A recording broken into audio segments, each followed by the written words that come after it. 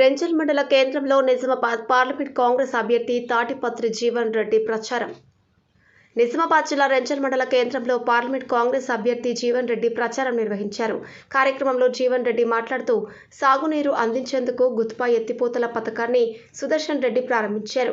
దేశంలో ఎక్కడా లేని విధంగా బావులపై ఆధారపడి సాగు చేసే రైతులకు విద్యుత్ భారం కాకూడదని 2004లో వైఎస్ రాజశేఖర రెడ్డి ఉచిత విద్యుత్ ప్రారంభించారని గుర్తు చేశారు. రైతులకు గిట్టుబాటు ధర కల్పించేందుకు 2004 నుండి 2014 వరకు 10 ఏళ్ల కాలంలో ధాన్యం మద్దతు ధర 450 నుండి 1350 రూపాయల వరకు మూడింతలు పెంచామన్నారు. మోదీ 10 ఏళ్ల పాలనలో మద్దతు ధర 1350 నుండి 2200 వరకు మాత్రమే పెరిగింది అన్నారు.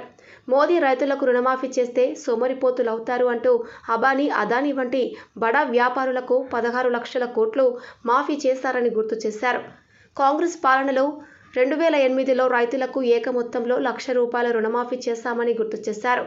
పంట రుణాలు తీసుకున్న రైతులు ఎవరూ అప్పు కట్టవలసిన అవసరం లేదు. ప్రభుత్వం బ్యాంకు పూచీకత్తుగా ఉండి ఆగస్టు 15 నాటికి 2 లక్షల మాఫీ చేసి కొత్త రుణాలు ఇస్తామన్నారు. కవిత చక్కెర ఫ్యాక్టరీని తెరిపిస్తామని చెప్పి ఉన్నది మూసేశారని గుర్తు చేశారు. ధర్మపురి అరవింద్ ఎంపీగా గెలిచిన తర్వాత గ్రామంలో రైతులకు కలవకుండా ఓట్లు అడిగే నైతిక హక్కు లేదన్నారు. పీఎఫ్ ఉన్న బీడీల పెన్షన్ రాని వారికి పీఎఫ్ అందిస్తామన్నారు. సీఎం రేవంత్ రెడ్డి పాలనలో గల్ఫ్ కార్మికుల సంక్షేమం కోసం బోర్డు ఏర్పాటు చేయడంతో పాటు గల్ఫ్ అకాల మరణం పొందిన కార్మికులకు వారి కుటుంబాలకు 5 లక్షల రూపాయల ఆర్థిక సాయం అందిస్తాం. రైతులకు అండగా ఉండే రైతు బిడ్డను పార్లమెంట్లో గలమెత్తే అవకాశం ఇవ్వండి అని జీవన్ రెడ్డి కోరారు. ఎమ్మెల్యే సుదర్శన్ రెడ్డి సమక్షంలో టీఆర్ఎస్ను వీడి కాంగ్రెస్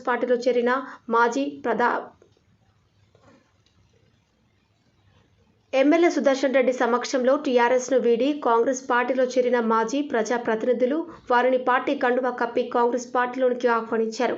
కార్యక్రమంలో మాజీ మంత్రివర్యులు MLA Sudarshan Reddy, Urdu academy chairman Taribin Hamdan మరియు మండల కాంగ్రెస్ పార్టీ నాయకులు మొబిన్ ఖాన్, ధనుంజయ్, మైని మోహన్, ఉడెకా మోహన్, పలువురు నాయకులు, కార్యకర్తలు పాల్గొన్నారు.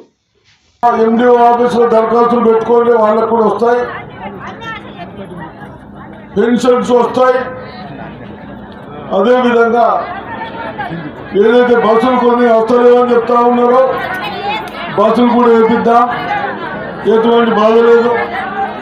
బస్సులు మీరు తిరిగినందుకు నెలకు 500 కోట్లు ఆ బస్సులకు ఇస్తా ఉన్నారు రేవంత్ రెడ్డి మన ప్రభుత్వం.